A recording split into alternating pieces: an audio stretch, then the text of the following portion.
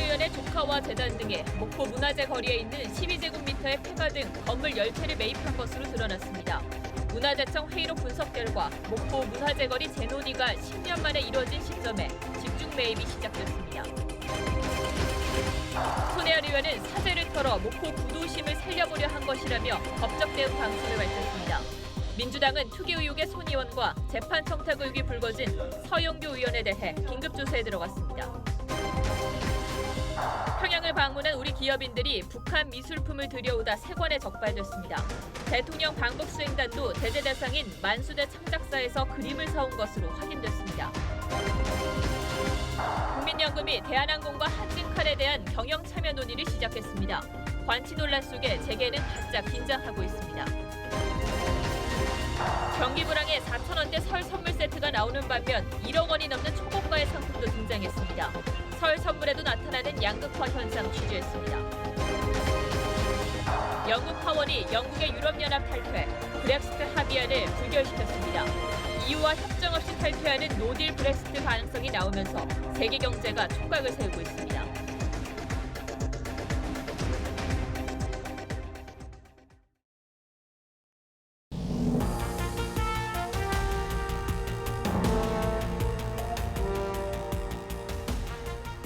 여러분 안녕하십니까? 뉴스9의 신동욱입니다. 더불어민주당 손혜원 의원이 친척과 측근 이름으로 목포 구도심에 여러 채의 부동산을 사들였다는 보도가 나왔고, 손 의원은 투기가 아니라 문화재 보호를 위해 한 일이라며 목숨까지 걸겠다며 반박하고 있습니다. 이렇게 양측의 주장이 팽팽히 맞서고 있습니다만 이 문제는 반드시 진실 규명이 필요한 중요한 문제라고 저희는 판단하고 있습니다. 손 의원 측이 부동산을 집중적으로 매입한 곳은 문화재청이 지정한 목포 근대 역사 문화공간 안에 모두 있습니다. 손 의원은 특히 남편이 이사장으로 있는 재단 이름으로 부동산 4필지를 한꺼번에 사들였는데 이 가운데는 넓이가 12제곱미터, 그러니까 4평에도 못 미치는 곳까지 있습니다. 박물관을 옮기고 또 실제로 거주할 목적으로 부동산을 사들였다면 왜 이런 곳까지 샀을까 의문이 있습니다. 먼저 목포에서 박건우 기자가 보도합니다. 목포 시내 원도심 일대입니다. 낡은 건물들 끝에 좁다란 2층짜리 건물이 붙어 있습니다. 대지 면적 12제곱미터짜리입니다. 손혜원 의원의 남편이 이사장으로 있는 재단법인은 2017년 12월 이 건물을 매입했습니다. 이 재단법인은 이곳을 포함해 당시 근처 필지 4곳을 한꺼번에 사들였습니다. 재단의 사무부장? 그 사람이 돌아다니는데 여러 사람이 사무부에 직원이 많잖아. 손 의원의 조카 A씨는 2017년 3월과 4월에 이 거리에 건물 3채를 매입했습니다. 고모인 손 의원이 1억 원을 보탰습니다. 현재 한 채는 카페로 리모델링했고 나머지 2채는 폐가로 남아있습니다. A씨는 투기 목적이 아니라고 강조했습니다. 가격이 너무 싸서 서울에 있는 생활사 정리해서 그걸 붙여서 게스트하우스를 하려고 샀어요, 그분한테. 또 다른 조카 22살 B씨도 창성장 등 건물 2채를 공동 명의로 소유하고 있습니다. 현재 군복무를 하고 있는 B씨는 손 의원이 돈을 줬다고 밝혔습니다. 저한테 얘기를 하고 증여를 해서 저 군대 있었다니까요. 전역하고 내려가게 되었어요. 거기서 살려고. 손혜원 의원의 보좌관 배우자도 2017년 9월 이곳에 2층짜리 건물을 샀습니다. 손혜원 의원의 조카와 지인들이 목포 문화재 거리에 매입한 부동산은 10필지, 건물은 9채입니다. TV조선 박건우입니다. 자, 의문은 또 있습니다. 손 의원은 이 지역이 문화재로 지정되기 1년 반 전에 집을 샀는데 어떻게 이걸 알고 샀겠느냐고 반문하고 있습니다. 그런데 저희가 문화재청을 취재해봤더니 손 의원이 건물을 집중적으로 사들인 2017년 3월경에 중요한 일이 있었습니다. 문화재청이 이 지역에 대한 연구를 시작한 건 2007년이었고 이후 10년 동안 논의의 진전이 없다가 2017년 3월부터 다시 근대 문화유산 등록을 위한 논의가 시작됐다는 겁니다. 손 의원이 이 지역의 부동산을 집중적으로 사들이기 시작한 바로 그때입니다. 이어서 오선열 기자가 보도합니다. 문제가 된 지역에는 목포의 근대 건축물이 밀집해 있습니다. 120년 전 조성된 근대도로와 골목길도 원형대로 남아 있습니다. 살아있는 박물관이라는 평가를 받습니다. 근대 건축물이 조명되기 시작한 건 2007년입니다. 문화재청은 당시 근대 건축물 활성화 방안 연구 용역을 신청했습니다. 하지만 이후 아무런 조치가 없었습니다. 문화재청은 10년 뒤인 2017년 3월 근대문화유산 등록문화재 논의를 다시 시작했습니다. 그런데 이 시기에 손혜원 의원 관련인들은 부동산을 사들이기 시작합니다. 이들은 2017년 3월부터 12월까지 문화재로 지정될 지역 내에 있는 열필지를 집중적으로 사들입니다. 얘 와갖고 아이고 이건 여기서 해야겠다는 얘기를 하시더라고. 돈을 있으면 낮은 집을 공개한다고 그러더라고. 당시 가격은 3.3제곱미터에 100만 원에서 300만 원 정도였습니다. 외지인들이 찾아오자 가격은 오르기 시작했습니다.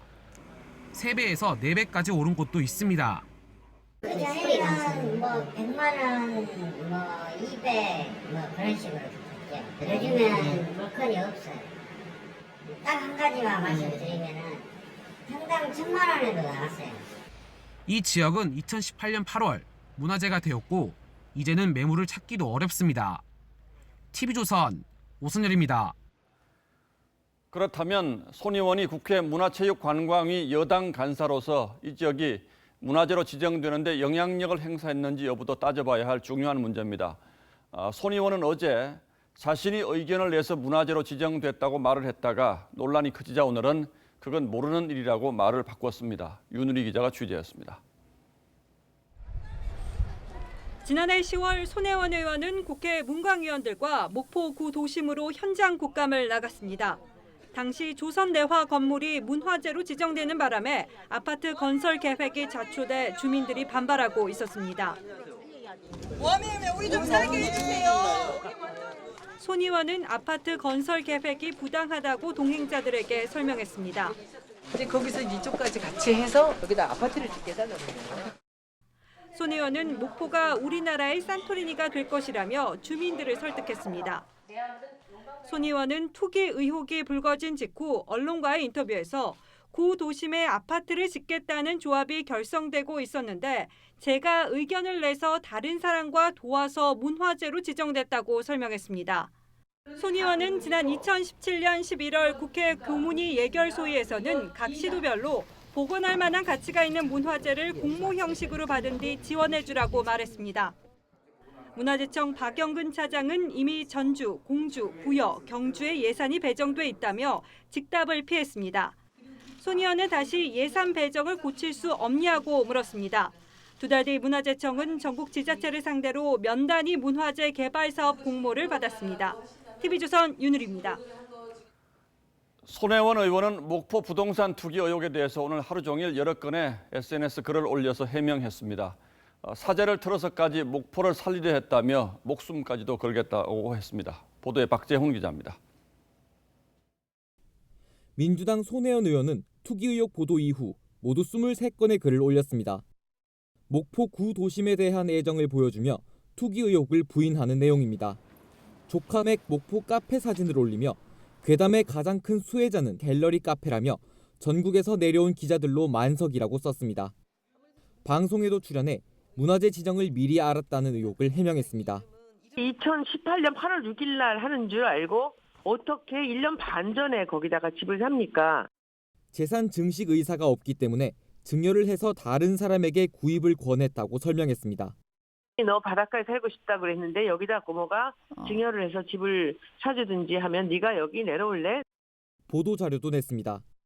시세 차익을 얻으려면 오히려 문화재 지정을 막아야 한다며 문화재 지정도 국회의원 한 명이 좌지우지할 수 없다고 주장했습니다. 손 의원은 투기가 아니라는데 목숨도 걸겠다고 했습니다. 야권은 국회 윤리위에 제소하는 것은 물론 수사당국이 나서야 한다고 주장했습니다. 국회의원의 청렴 의무와 지위 남용 금지 의무도 그저 장식품에 그친 것으로 보입니다. 손 의원 측은 의혹을 최초 보도한 매체에 법적 대응을 하겠다고 예고했습니다. TV조선 박지훈입니다. 손혜원 의원은 오늘 하루 종일 적극적인 해명에 나섰습니다. 하지만 여전히 의문이 많죠. 지금부터 하나하나 따져보도록 하겠습니다. 자, 강동원 기자. 예. 손 의원은 문화재를 너무너무 사랑해서 그렇게 한 건데 투기 의혹을 받게 돼서 억울하다 이런 거죠. 맞습니다. 그런데 왜 본인 이름으로는 집을 사지 않았습니까? 그러니까 손혜원 의원은요, 이 본인의 재산이 더 이상 증식되는 것을 바라지 않았기 때문에 이 직접 건물을 매입하지 않은 것이라고 밝혔습니다. 본인의 재산이 증식되는 것을 바라지 않았다. 그런데 이걸 반대로 해석을 하면 재산이 증식될 것으로 예상했다. 이렇게 말한 것처럼 들리기도 하네요. 예, 그렇게 볼 수도 있죠. 예, 그리고요, 이 남편 명의의 재단 앞으로 매입한 건물들은 이 둘째치고 이 조카들 명의로 된 건물들은 각각 1억 원씩 증여까지 해가면서 매입한 겁니다. 예. 자, 그런데 이 조카 2명 중에 이 두 채의 집을 공동 구매한 23살의 조카의 경우는요, 이 본인이 산 게 아니라 집안일 때문에 구매를 한 것이라면서 자, 어린 나이에 무슨 생각이 있어서 건물을 샀겠냐, 자, 이렇게 인터뷰를 했죠. 그래서 야당에서는 차명 투기한 것 아니냐 이런 주장이 나오는 거죠. 예. 그런데 손 의원의 공개된 재산은 얼마나 됩니까? 국회에서 지난해 3월 공개한 것을 보면요, 이 손 의원의 재산은 20대 국회의원 평균보다 10억 원가량이 많은 53억 4,848만 원이었죠. 예. 자, 그중에 토지 재산 총액은 10억 3,870만 원, 그리고 건물 재산 총액은 18억 1,032만 원이었습니다. 자, 다만 이 차명 투기를 했다는 의혹에 대해서는 이 손 의원이 돈을 증여해서 구입한 것이기 때문에 이 실소유주라는 증거가 없고요. 그리고 손 의원은 되팔아서 차익이 발생한 적이 없다 이렇게 이야기했지만 시세가 오른 것은 부정할 수 없는 사실이겠죠.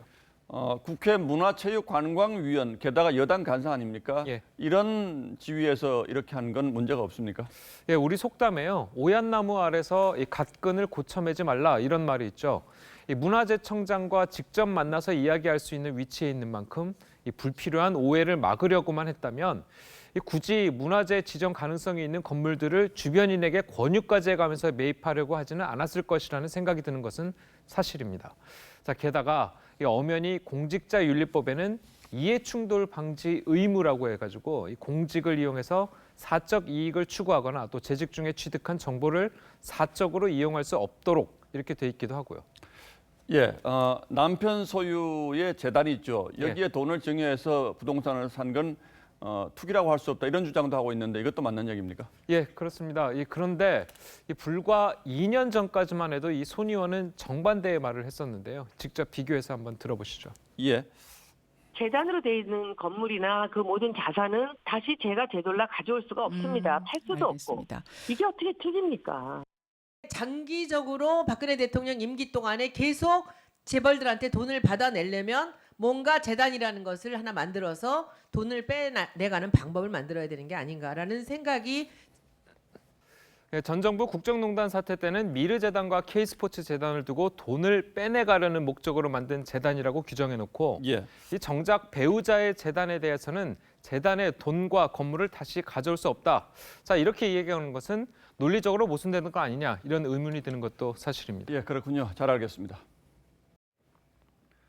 손혜원 의원이 투기 의혹이 불거진 날 공교롭게도 서영교 민주당 의원의 재판 개입 의혹도 불거졌습니다. 국회에 나와 있던 판사를 자신의 방으로 불러서 재판 중인 지인의 아들을 잘 봐달라고 부탁한 사실이 사법농단 의혹을 수사 중인 검찰 공소장에서 확인됐습니다. 민주당은 당혹해하면서 즉각 진상조사에 착수했습니다. 보도에 김보건 기자입니다. 민주당 서영교 의원의 재판 개입 의혹은 검찰이 임종헌 전 법원행정처 차장을 추가 기소하는 과정에서 나왔습니다. 서 의원이 지난 2015년 국회 파견 판사를 불러 지인의 아들을 벌금형으로 선처해달라고 청탁했다는 내용이 공소장에 포함됐습니다. 당시 법원장은 사건 담당 판사에게 법원행정처에서 연락이 왔다. 막아줘야 하는데 미안하다고 말한 것으로 공소장에 적혀 있습니다. 서영교 의원은 죄명을 바꿔달라거나 벌금을 깎아달라고 한 적이 없다며 의혹을 부인한 것으로 전해졌습니다. 손혜원 의원에 이어 서영교 의원의 의혹까지 나오자 민주당은 당혹감을 감추지 못하면서 일단 거리를 뒀습니다. 정치권과 사법부의 이런 불미스러운 일들이 저는 오히려 정말 사법 개혁을 해야 되는 더 큰 이유다 이렇게 생각해서 당 차원의 진상조사도 벌이기로 했습니다. 사무처에도 좀 상황을 좀 파악해 보라고 아까 지시를 했습니다. 하지만 서 의원의 원내 수석 부대표직, 손 의원의 국회 교문위 간사직은 유지하기로 했습니다. 관련된 조사는 빠른 시간 내에 완료될 수 있도록 할 것입니다. 야당은 정부 여당이 추진하는 사법개혁이 제19 감사기용 사법 길들이기냐고 비판했습니다. TV조선 김보건입니다. 예, 다음 뉴스입니다. 지난해 11월 해외 동포 기업인 평양대회 참석을 위해 평양을 찾은 우리 기업인들이 북한 미술품을 들여오다 세관에 적발된 사실이 이제서야 알려졌습니다. 통일부는 유엔 제재 대상인 만수대 창작사에서 그림을 산 것이 제재 위반에 해당하는지조차 아직 파악하지 못하고 있습니다. 보도에 백대우 기자입니다. 지난해 11월 18일 평양을 떠나 중국 선양을 거쳐 인천공항으로 입국한 세계 한인 상공인 총연합회 회원 97명 가운데 10여 명이 세관에 붙잡혔습니다. 북한 미술품을 신고 없이 반입한 혐의입니다. 지금 현재로는 총 18점이 유치가 돼서 그중에 9점이 국외로 반출이 됐고 9점이 세관에 보관 중인 것으로. 남북교류협력지원협의회 이승환 회장은 숙소에서 그림을 구입했고 만수대 창작사에서 구매하지는 않았다고 말했습니다. 그때 갔던 한상 기업인들이 가장 제재에 민감한 사람들입니다. 그 중에는 이 미국이나 이런 해외 쪽에 사업하는 분들도 많고요. 다른 곳에서 구입했더라도 만수대 창작사에서 제작한 작품일 가능성은 남아 있습니다. 유엔 제재 대상인 만수대 창작사 작품을 구입했다면 미국 입국 거부 등 제재를 받을 수도 있습니다. 통일부는 북한 선전물을 구입해서는 안 된다고 방북 전 교육을 했다고 말했습니다. 하지만 만수대 창작사 물품 구입이 제재 위반인지는 관련 기관과 논의 중이라고 말했습니다. 통일부는 방북단 일정에 만수대 창작사가 포함되어 있는지도 사전에 알지 못했습니다. TV조선 백대우입니다. 그런데 이런 일이 처음이 아니었습니다. 지난해 9월 문재인 대통령이 평양을 방문했을 때 함께 방북했던 수행단이 만수대 창작사에서 그림을 구매했는데 청와대는 이 가운데 한 작품을 공식 SNS 계정에 올려서 홍보하기까지 했습니다. 서주민 기자가 이어서 보도합니다. 문재인 대통령이 3차 남북 정상회담을 위해 방북했던 지난해 9월. 당시 특별수행단 자격으로 함께 갔던 정동영 민주평화당 대표가 만수대 창작사 건물을 나옵니다. 손엔 그림 한 점이 들려 있습니다. 그림 사셨나 봐요. 백두산 그림이 하나 있어서 샀어요. 이 그림은 현재 국회의원 회관에 있는 정 대표 사무실에 걸려 있습니다. 정 대표는 원래 $400인데 같이 방북했던 유홍준 명지대 교수가 깎아줘서 $200-300를 주고 샀다고 말했습니다. 가격 흥정을 해줬다는 유 교수 역시 그림을 구입했습니다. 유 교수는 한 언론에 올린 북한 방문기에 만수대 창작사에서 자작나무 숲이란 제목의 유화를 구입했다고 적었습니다. 청와대는 이 글을 공식 페이스북 계정에 공유했습니다. 문재인 대통령 수행단은 물론 청와대도 만수대 창작사 물품 구입에 문제의식이 부족했음을 보여줍니다. 북한의 대표적 외화벌이 기관인 만수대 창작사는 지난 2016년 한미 양국의 독자 제재 대상에 이어 유엔 안보리 제재 명단에도 올라 있습니다. 이 때문에 문 대통령이 이곳을 방문한 것만으로도 논란이 있었습니다. TV조선 서주민입니다.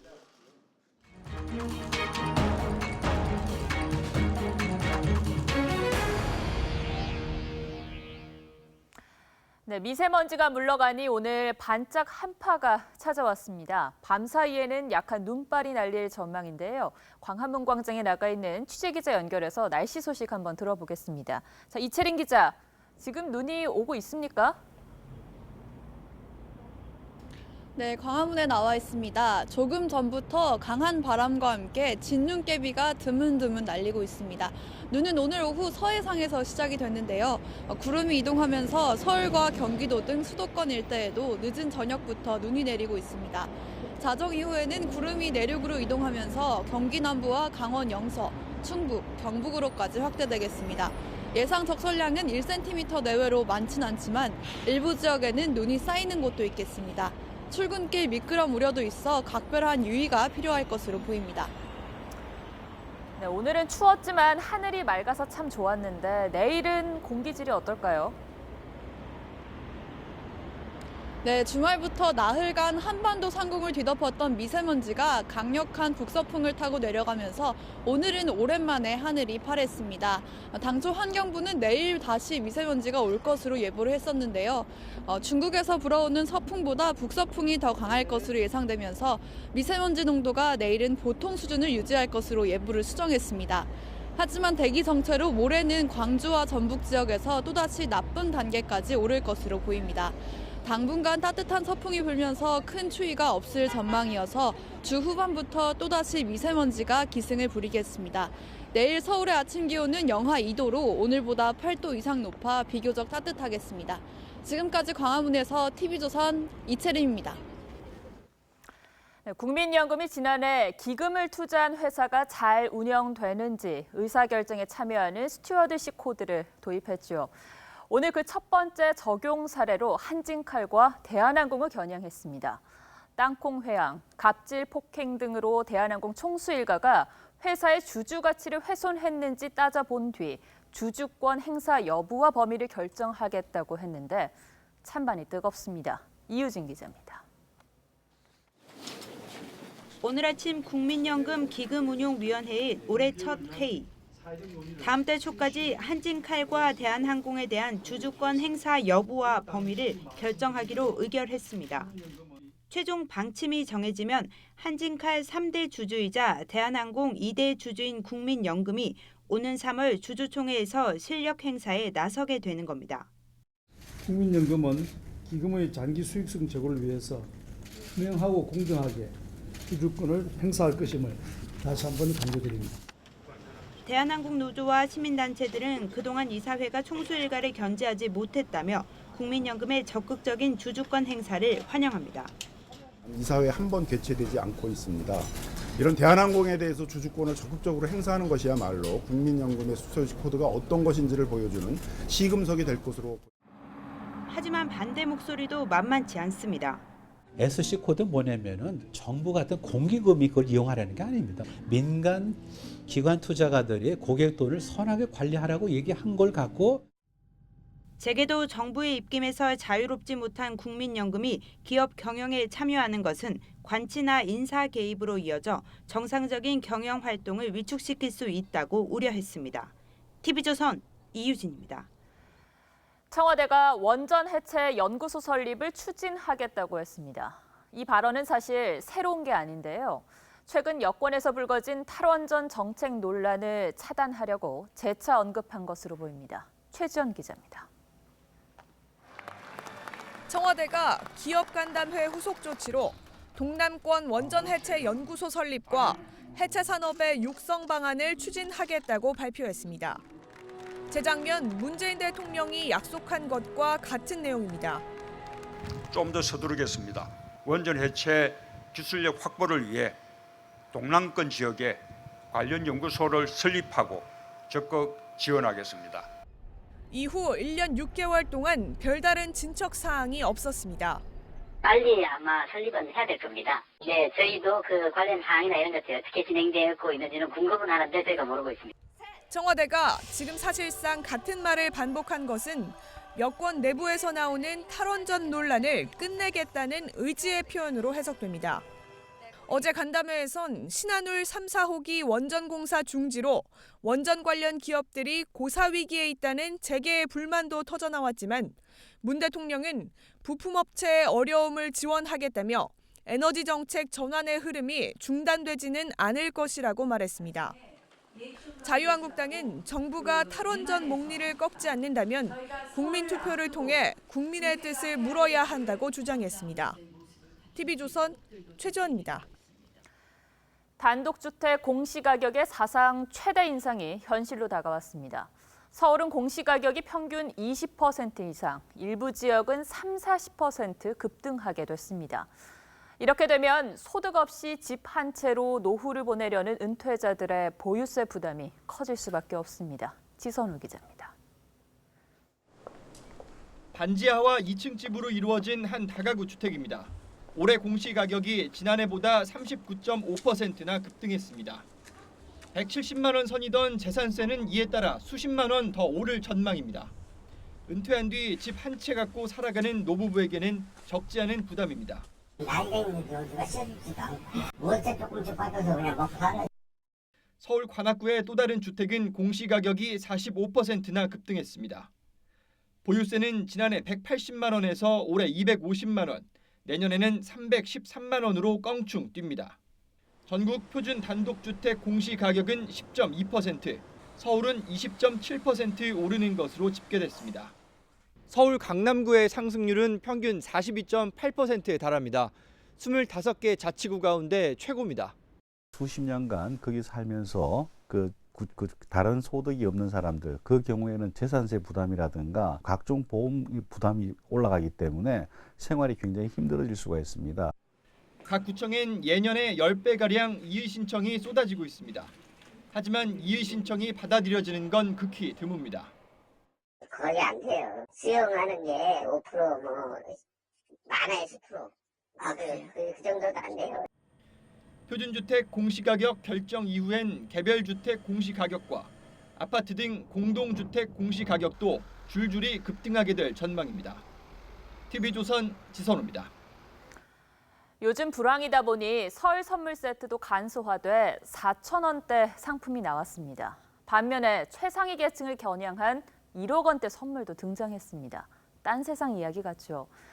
설에 주고받는 정성에도 이렇게 양극화의 그늘이 짙어지는 모습입니다. 유아른 기자입니다. 눈 쌓인 산등성이에 바람이 불고 물방울은 영롱하게 빛납니다. 한국 미술의 대가로 꼽히는 화백들의 작품이 설 선물용 와인 라벨에 담겼습니다. 한 주리 회사가 해외 유명 포도주 양조장과 손잡고 한정판으로 선보였습니다. 경제 상황이 좋지 않더라도 남과 다르게 소비하려는 소비층이 분명히 있기 때문에 한정판 상품을 준비하게 되었습니다. 초고가 주리 세트도 선물 코너에 등장했습니다. 이 위스키의 가격은 1억 원이 넘습니다. 작년 최고가였던 2천만 원대 와인의 6배가 넘는 가격입니다. 350만 원짜리 굴비, 100만 원 안팎의 한우와 장아찌 등 설 선물 단골 품목도 VIP용은 별도로 마련됐습니다. 반면 저가 선물 세트 가격은 더욱 낮아졌습니다. 양말 2켤레를 간소하게 담은 4,000원대 선물이 나왔고 샴푸와 비누를 고루 섞은 세트도 10,000원이 넘지 않습니다. 대형마트에선 굴비와 갈치 세트가 작년보다 최대 30% 저렴해졌습니다. 졸업반인데 좀 취업이 많이 어렵다 보니까 그래도 성의 표시는 해야겠고 그래서 저가형으로 많이 나와서 지금 알아보고 있는 중입니다. 편차가 더욱 벌어진 설 선물 가격은 양극화가 심해지는 우리 주머니 사정을 반영하고 있습니다. TV조선 유아름입니다. 청와대 행정관 한 명의 거취가 이렇게 관심을 받았던 적이 과거 또 있었는지 기억이 없습니다만 지금 탁현민 행정관이 다시 사표를 냈다고 해서 정치권이 떠들썩합니다. 도덕성 논란이 끊이지 않았고 그리고 이미 여러 번 사의를 밝혔다고 하는데 그런데 이번 역시 바로 사표를 수리하지 않고 있어서 대체 탁현민이 누구길래 이렇게까지 하는지 오늘의 포커스를 맞췄습니다.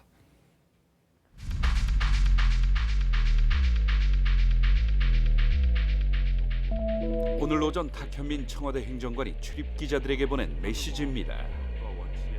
4개의 항목을 나누어 자신이 낸 사표에 대해 자문자답식으로 정리했습니다. 첫 번째, 진짜 나가는 것이냐 아니냐에는 이번에는 가능할 것. 두 번째, 왜 나가느냐에 대해서는 미천도 다 드러났고 라고 썼습니다. 세 번째, 대체할 사람은 있는지에는 대통령 한 사람을 빼고는 누구도 언제든 대체될 수 있다고 했습니다. 마지막에는 심지어는 얼굴이 안 보여도 화제가 돼 있더군요 라며 끝맺습니다. 작년 6월에도 언론에 여러 차례 사직 의사를 밝혔지만 저에 대한 인간적 정리에 쉽게 결정해주지 못하고 있는 것이 공개적으로 사직 의사를 밝힌 이유다라는 메시지를 남겼죠. 여기에 탁 행정관의 직속 상관인 임종석 당시 비서실장은 첫눈이 오면 놓아주겠다는 시적 표현으로 그를 붙잡았죠. 첫눈이 폭설로 온 마당에 탁현민 놓아준다는 약속이나 잘 지키세요. 탁 행정관의 사직서를 이번엔 받을지 말지에 대해 아직 청와대의 공식적 입장은 없습니다. 아마도 청와대 행사 기획에 큰 공을 세워온 그에게 미련이 있는 듯합니다. 지난 2017년 탁 행정관의 과거 여성 비하글 논란에 당시 여성가족부 장관마저 해임을 요청할 정도로 사퇴 압력이 거셌지만 당시 청와대 관계자는 대통령의 철학을 이벤트로 구현해내는 능력을 대체할 사람이 없다라고까지 했죠.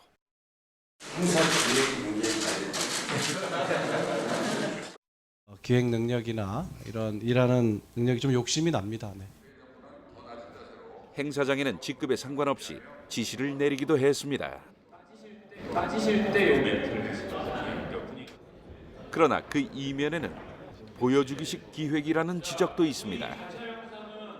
예능쇼나 다름없는 천박한 오락화 프로그램을 짜고 있는 것이 아닌가. 2017년 취임 100일 대국민 보고 행사는 각본 없이 진행하는 것처럼 말했지만 어디서 질문이 나오고 어디서 답변이 나올지 상당히 좀 애매합니다. 네. 사실은 모두가 약속된 대본에 따라 진행된 것으로 드러나 논란이 됐었죠. 비서는 말이 없다는데 한 명의 행정관의 퇴직을 놓고 이렇게 요란한 적은 없었던 것 같습니다. 청와대의 쩔쩔매는 모습을 국민들은 어떻게 볼까요? 뉴스9 포커스였습니다. 황교안 전 총리의 자유한국당 입당을 계기로 자유한국당의 당권 경쟁에 일찌감치 불이 붙은 듯합니다. 김병준 비대위원장은 당이 희생을 요구하면 받아들일 수밖에 없지 않겠느냐며 대표 출마 가능성을 내비쳤고 다른 주자들의 발걸음도 빨라지고 있습니다. 김정우 기자가 보도합니다. 자유한국당 김병준 비대위원장은 전당대회 출마를 권유받고 있다고 말했습니다. 주변에서 이렇게 권유가 있으신 건 좀... 그거는 내가 보장하지 않습니다. 주변에서. 출마 권유에 대해서요? 뭐 이렇게 저렇게 이야기하는 분들이. 당이 희생을 요구하면 거부하지 않겠냐는 물음엔 무슨 일이든 해야 한다고 했습니다. 희생을 하셔야 되겠습니다. 라고 얘기한다면 그 희생을 기꺼이 받아들이겠다. 당이 요구하면은 제가 뭐든 해야 안 되겠습니까? 황교안 전 총리의 입당 뒤 전당대회가 대선 전초전 양상으로 확대되면서 경쟁 구도에도 변화가 감지됩니다. 오세훈 전 서울시장은 이달 말쯤 공식 출마 선언을 할 것으로 알려졌습니다. 전국 조직을 강화 중인 홍준표 전 대표는 30일 출판기념회에서 출마 여부를 발표할 예정입니다. 1월 3 말쯤 되어서 그때 출판기념회 할 때쯤 되면 정리를 하죠. 불출마 입장을 밝혔던 김무성 전 대표는 분열을 우려하며 여지를 남겼습니다. 현재로서는 그 입장이 변함이 없습니다. 심재철, 정우택, 김진태 의원과 김태호 전 경남지사도 당대표 출마를 준비하고 있습니다. TV조선 김종호입니다. 예, 오늘 날씨가 아주 매서웠는데 경기도 포천 주민 수천 명이 광화문에 나와서 시위를 했습니다. 지역구 국회의원이 혈서를 쓰고 수백 명이 삭발을 하기도 했는데 무슨 이유가 있었는지 성민혁 기자가 현장을 다녀왔습니다. 서울 광화문 광장 곳곳에서 포천 시민들이 삭발을 하고 있습니다. 수백 명이 동참했습니다. 청와대를 향해 만세 삼창도 외칩니다.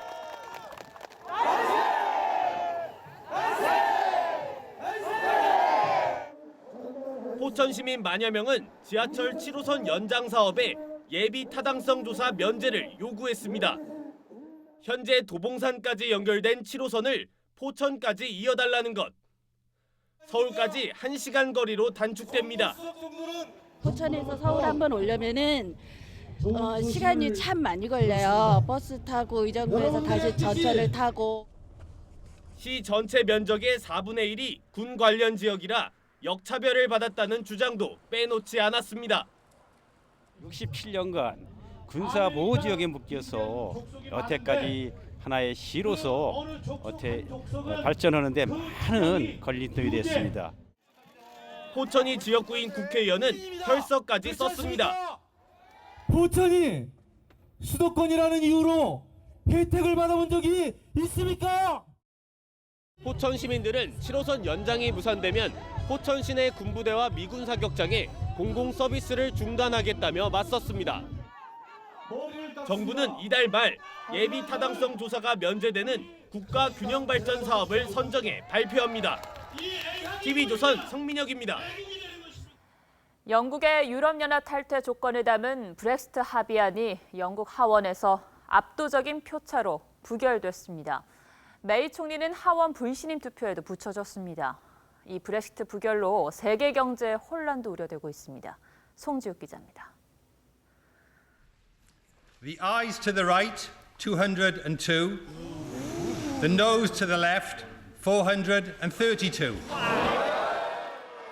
영국의 유럽연합 탈퇴, 브렉시트 합의안이 무려 230표 차로 부결됐습니다. So the noes have it. The noes have it. Unlock. 영국 의정 사상 정부가 이 같은 압도적 표 차이로 패배하기는 처음. 메이 총리는 의회가 합의안을 지지하지 않는 게 명확해졌다며 오는 21일까지 플랜 B를 제시하겠다고 밝혔습니다. It is clear that the House does not support this deal, but tonight's vote tells us nothing about what it does support. 메이 총리가 내놓을 대안은 3월 29일로 정해진 브렉시트 기한을 연기하고 EU와 재협상을 하는 안이 꼽힙니다. 그러나 EU는 영국의 잔류를 촉구하며 재협상은 없다고 선을 그은 상태. 제2국민투표도 거론되지만 선거법에 따라 10주 넘는 시간이 필요해 현실적으로 어렵습니다. 노동당은 즉각 정부 불신임안을 제출했지만 16일 투표에서 총리 불신임 가능성은 낮다는 평가입니다. 때문에 합의 없는 EU 탈퇴, 노딜 브렉시트의 우려가 커지는 상황. 영국은행은 노딜 브렉시트가 현실화하면 2008년 금융위기보다 심각한 경제 파장이 올 것을 경고한 바 있습니다. TV조선 송지욱입니다. 케냐의 수도 나이로비의 한 호텔에서 총기 폭탄 테러가 발생했습니다. 적어도 15명이 숨졌는데 이슬람 무장단체는 자신들이 벌인 일이라고 밝혔습니다. 유혜린 기자입니다.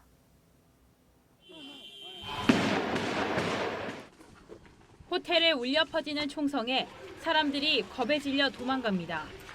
차들은 시뻘건 불길에 휩싸였습니다. They are shooting from all over the place. Employees are running all over the place. People are screaming.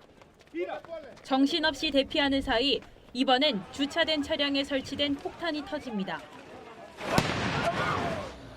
현지 시간 15일 오후 3시, 나이로비의 한 호텔에서 총격과 폭탄 테러가 발생했습니다. 외신들은 최소 15명이 숨지고 수십 명이 다쳤다고 전했습니다.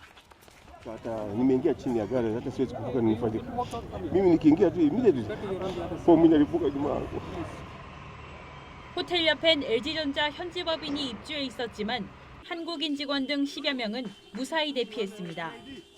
테러가 난 지역은 호텔, 은행 등이 밀집해 있어 외국인들이 자주 방문하는 곳입니다. We've made evacuation of many persons in the complex. 이슬람 극단주의 무장단체 알샤바브는 자신들의 소행이라고 주장했습니다. 이 단체는 앞서 2013년 나이로비의 고급 쇼핑몰을 공격해 67명을 숨지게 했습니다. TV조선 유혜림입니다. 황정민, 강신일 등 유명 영화 배우들이 요즘 연극 무대에 부지런히 오르고 있습니다. 많은 출연료를 주는 영화 대신에 연극판으로 몰려가는 이유가 뭔지 박수영 기자가 취재했습니다. 저들보다 더 훌륭한 배우가 되겠어. 가장 큰 이유는 배우들의 연기 갈증입니다.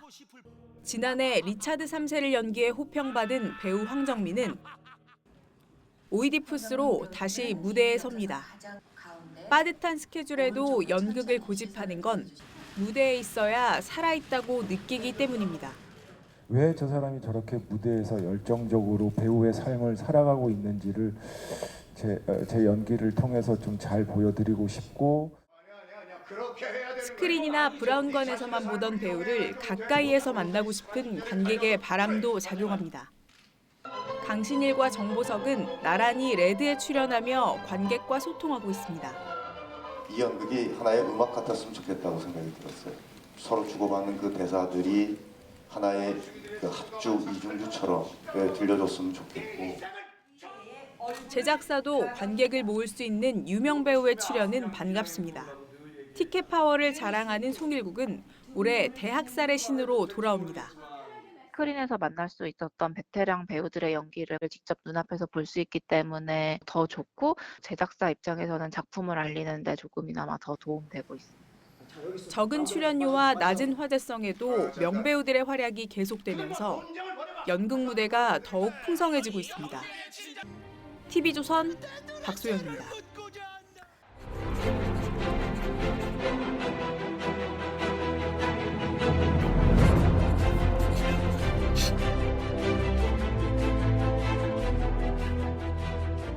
푸른 동해 바다가 펼쳐지는 울진 후포항 언덕에 신경림 시인의 시비가 서 있습니다.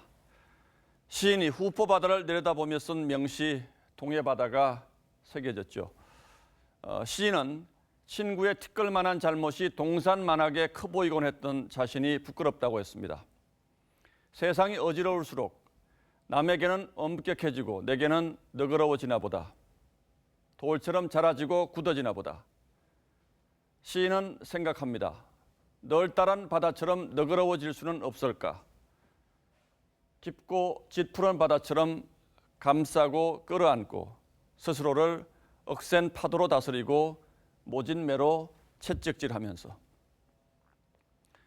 손혜원 민주당 의원이 목포 문화재 거리 건물 매입 의혹에 휩싸였습니다. 강하게 부인하고 있습니다만 당장 의혹의 당사자가 된 손 의원을 보며 시 동해 바다를 떠올렸습니다. 손 의원은 남의 가슴에 못을 박는 듯한 언행으로 여러 차례 주목을 받았습니다. 노무현 전 대통령의 죽음에 대해서 마지막 떠난 것도 계산한 것이라고 했고 위안부 할머니 빈소에서 엄지를 치켜들고 기념사진을 찍기도 했죠. 그런가 하면 선동열 야구대표팀 감독에게는 아시안게임 금메달이 뭐 그리 어려운 일이라고 했습니다. 그리고 얼마 전 국채 발행 의혹을 터뜨린 신재민 전 사무관에 대해서는 이런 글을 올리기도 했습니다. 나쁜 머리를 쓰며 위인인 척한다. 단시간에 큰 돈을 벌 수 있는 방법을 택했다. 막다른 골목에서 도박꾼이 모든 것을 거는 것 같다. 손 의원은 목포를 살리겠다는 순수한 마음에서 쓰러져가는 집들을 사들인 것뿐이라고 항변하고 있습니다. 하지만 진정성을 믿어달라는 호소가 어쩐 일인지 자꾸 그가 다른 사람에게 들이댄 서리발 같은 잣대와 겹쳐 보입니다. 민주당 서영교 의원이 4년 전 형사재판을 받던 지인의 아들을 봐달라고 법원에 청탁했다는 뉴스도 오늘 하루 종일 눈길을 끌었습니다. 딸과 오빠를 인턴과 비서관으로 채용한 사실이 드러나 사과하기 한 해 전의 일이었죠. 청와대 비서관실마다 걸린 글귀 춘풍 추상에는 남에게는 봄바람처럼 부드럽고 나에게는 가을서리처럼 엄격하라는 대통령의 뜻이 담겨 있습니다. 하지만 세상에는 동해바다를 바라보며 혹시 나한테만 너무 너그러운 게 아닌지 되돌아볼 일들이 적지 않은 듯합니다. 그리고 나는 또 어떠했던가 다시 한번 옷깃을 여밉니다. 1월 16일 앵커의 시선은 남에겐 서리발, 나에겐 봄바람이었습니다.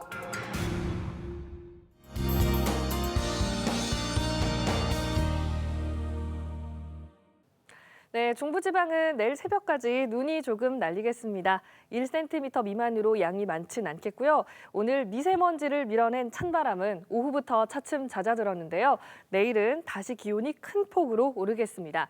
다행히 미세먼지 농도 내일까지는 전국이 보통 수준 예상됩니다. 모레부터 또 나쁨 단계까지 오를 가능성이 있으니까요. 계속해서 최신 미세먼지 예보 참고해 주시고요.